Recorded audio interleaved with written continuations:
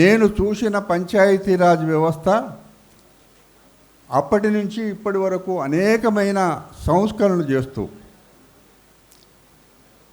ఒక మాట ఖచ్చితంగా చెప్పగలను, ఎప్పుడెప్పుడు కాంగ్రెస్ పార్టీ అధికారంలో దేశంలో ఉంటే అప్పుడప్పుడు అనేకమైన సంస్కరణలు కూడా రావడం జరిగింది.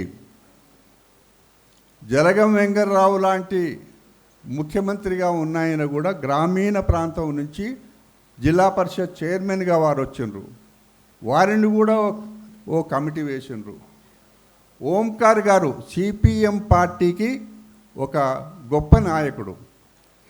1 గంట సేపు మాట్లాడిండు శాసనసభలో పంచాయతీరాజ్ వ్యవస్థ సవరణల విషయంలో.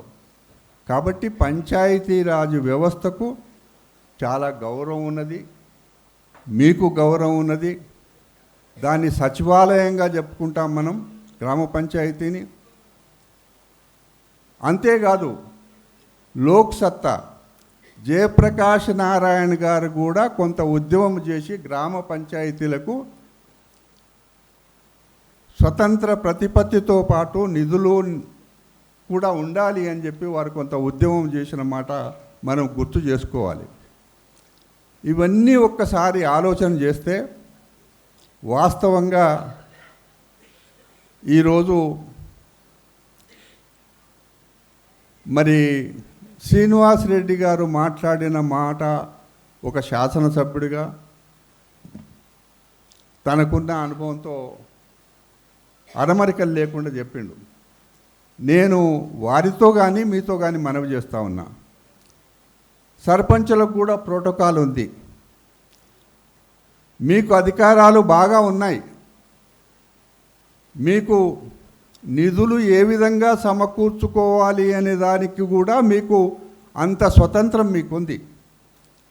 కానీ ఆ నిధులు సమకూర్చుకోవడానికి చేస్తున్న ప్రయత్నాలకు అనేకమైన ఆటంకాలు కలుగుతున్నాయి. మరీ ప్రత్యేకంగా నా అభిప్రాయంలో రాష్ట్రం ఏర్పడ్డ తర్వాత గ్రామ పంచాయతీ వ్యవస్థల విషయంలో కేవలం రాష్ట్ర ప్రభుత్వాల దయాదాక్షిణ్యాలపైననే గ్రామ పంచాయతీలు పనిచేసినాయి. మీకుండే నిధులు మీకు చివరికి మీ ప్రాంతంలో ఏదైనా ప్రాపర్టీ రిజిస్ట్రేషన్ జరిగితే మీకు వచ్చే నిధులు కూడా రాష్ట్ర ఖజానాకు పోయినాయి. కేంద్ర ప్రభుత్వం నుంచి వచ్చే నిధులు కూడా రాష్ట్ర ఖజానాకు పోయినాయి. ఆ విధంగా ఆ వ్యవస్థను కొంత ఇబ్బందులు పెట్టడం వల్ల గ్రామాలలో ఇబ్బందులు వచ్చిన మాట వాస్తవమే.